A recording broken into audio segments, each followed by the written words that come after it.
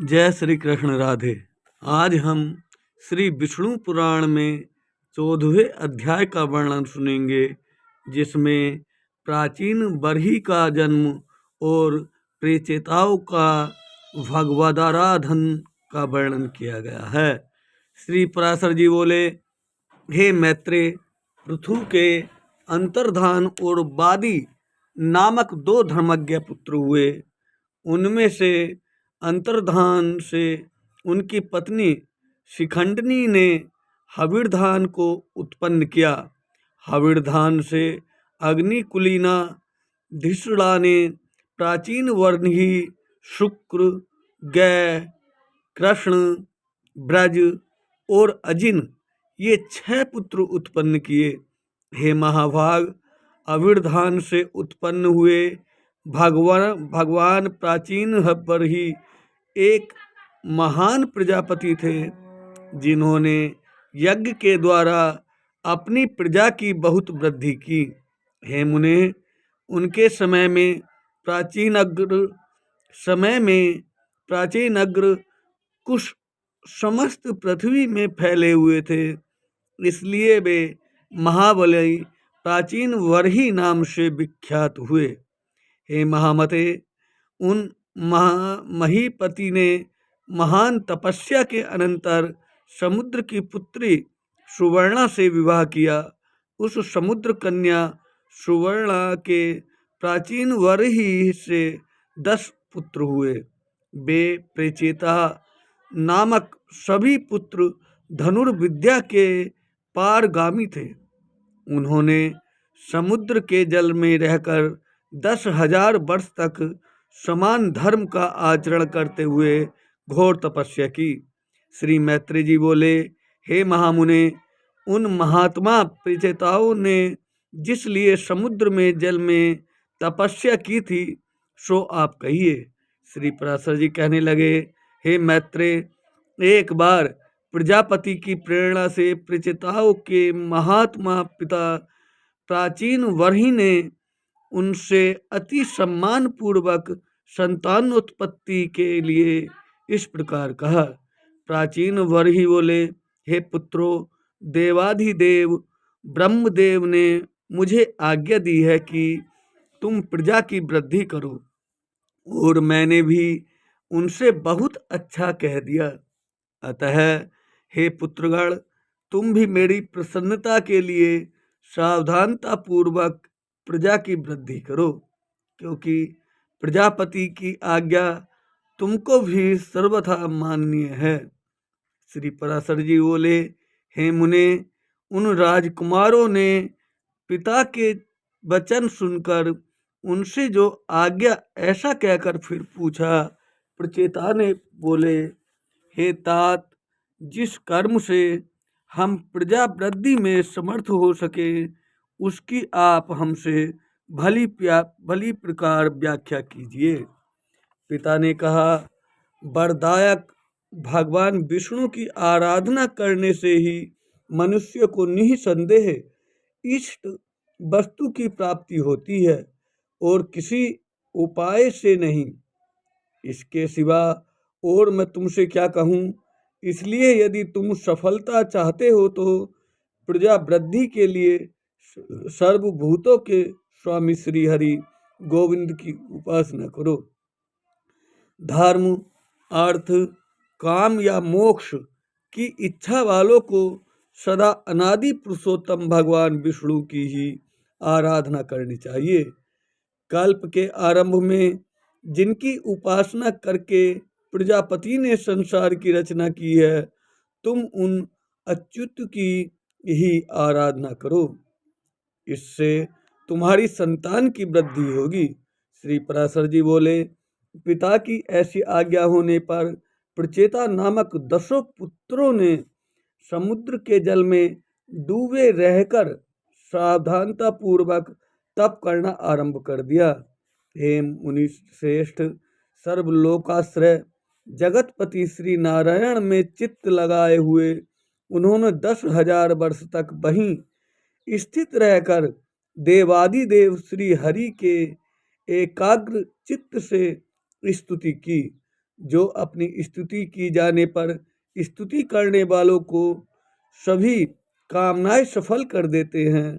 श्री मैत्री जी बोले, हे मुनि श्रेष्ठ, समुद्र के जल में स्थित रहकर प्रचेताओं ने भगवान विष्णु की जो अति पवित्र स्तुति की थी, वह कृपा मुझसे कहिए। श्री पराशर जी बोले, हे मैत्रेय, पूर्व काल में समुद्र में स्थित रहकर प्रचेताओं ने तन्मय भाव से श्री गोविंद की जो स्तुति की, वह सुनो। प्रचेताओं ने कहा, जिसमें संपूर्ण वाक्यों की नित्य प्रतिष्ठा तथा जो जगत की उत्पत्ति और प्रलय के कारण हैं, उन निखिल जगन्नायक परम प्रभु को हम नमस्कार करते हैं, जो आद्य ज्योतिष स्वरूप अनुपम अणु अनंत अपार और समस्त चराचर के कारण हैं, तथा जिन रूपहीन परमेश्वर के दिन रात्रि और संध्या ही प्रथम रूप है, उस काल स्वरूप भगवान को नमस्कार है। समस्त प्राणियों के जीवन रूप जिनके अमृत में स्वरूप को दे और पितृगण नित्य प्रतिभोगते हैं, उन सोम स्वरूप प्रभु को नमस्कार है, जो तीक्ष्ण स्वरूप अपने तेज से आकाश मंडल को प्रकाशित करते हुए अंधकार को भक्षण कर जाते हैं, तथा जो घाम शीत और जल के उद्मुन स्थान हैं, और सूर्य स्वरूप को नमस्कार है, जो कठिनता युक्त होकर इस संपूर्ण संसार को धारण करते हैं और शब्द आदि पांचों विषयों के आधार तथा व्यापक है, उन भूमि स्वरूप भगवान को नमस्कार है, जो संसार का योनि रूप है और समस्त देहधारियों का बीज है। भगवान हरि के उस जल स्वरूप को हम नमस्कार करते हैं, जो समस्त देवताओं का हव्यभुक और पितृगण का कव्यभुक मुख है। उस अग्नि स्वरूप विष्णु भगवान को नमस्कार है, जो प्राण अपान आदि 5 प्रकार से देह में स्थित होकर दिन रात चेष्टा करता रहता है, तथा जिसकी योनि आकाश है, उस वायु रूप भगवान को नमस्कार है, जो समस्त भूतों को अवकाश देता है। उस अनंत मूर्ति और परम शुद्ध आकाश स्वरूप प्रभु को नमस्कार है। समस्त इंद्रिय सृष्टि के जो उत्तम स्थान हैं, उन शब्द स्पर्शादि रूप विधाता श्री कृष्णचंद्र को नमस्कार है, जो क्षर और अक्षर इंद्रिय रूप से नित्य विषयों को ग्रहण करते हैं, तथा ज्ञान मूल हरि को नमस्कार है। इंद्रियों के द्वारा ग्रहण किए गए विषयों को जो आत्मा के सम्मुख उपस्थित करता है, उस अंतःकरण रूप विश्वात्मा को नमस्कार है, जिस अनंत के सकल विश्व स्थित है, जिससे वह उत्पन्न हुआ है और जो उसके लय का भी स्थान है, उस प्रकृति स्वरूप परमात्मा को नमस्कार है, जो शुद्ध और निर्गुण होकर भी ब्रह्मवश गुण युक्त से दिखाई देते हैं, तथा आत्मस्वरूप पुरुषोत्तम देव को हम सबको नमस्कार करते हैं, जो अविकारी अजन्मा शुद्ध निर्गुण निर्मल और श्री विष्णु का परमपद है।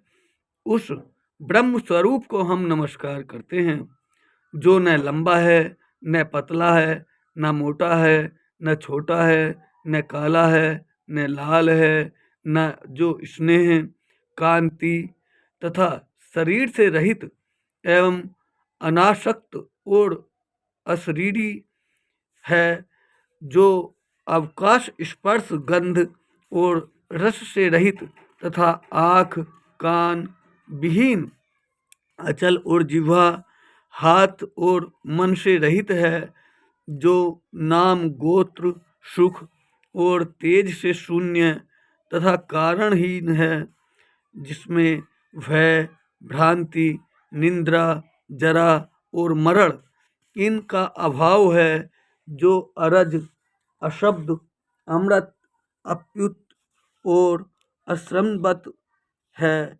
एवं जिसमें पूर्वापर व्यवहार की गति नहीं है, वही भगवान विष्णु का परम पद है, जिसका ईशन ही परम गुण है, जो सर्वरूप का अनाधार है तथा जिह्वा और दृष्टि का अविषय है।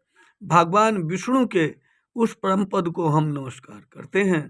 श्री पराशर जी बोले, इस प्रकार श्री विष्णु भगवान में समाधिस्थ होकर प्रचेताओं ने महासागर में रहकर उनकी स्तुति करते हुए 10,000 वर्ष तक तपस्या की।